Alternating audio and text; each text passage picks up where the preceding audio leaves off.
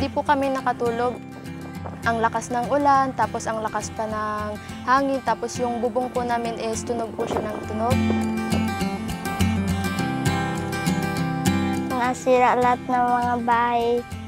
Pagkatapos ng bagyo, kauntian lang ang gamit namin.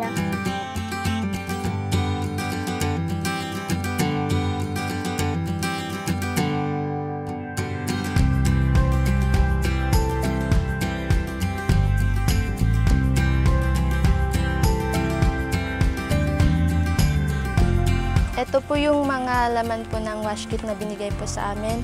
Una po is yung bottled water po.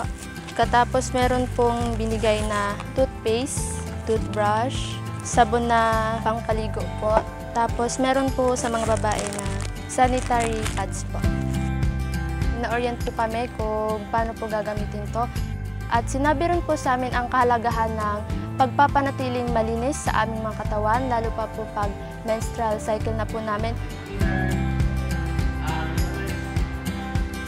Nakakatulong po siya kasi kailangan palagi tayong malinis, and ang mga binigay po na to is nakakatulong po sa amin sa pang-araw-araw.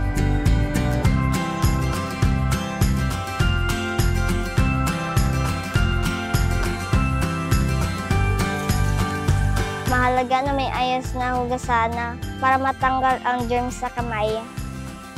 Importante na maghugas tayo ng kamay para makaiwas sa sakit. Napakalaking tulong ito sa school dahil nga may hand washing.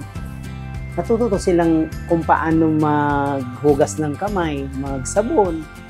That is very napaka-importante po. Masaya ang kanilang sa loobin.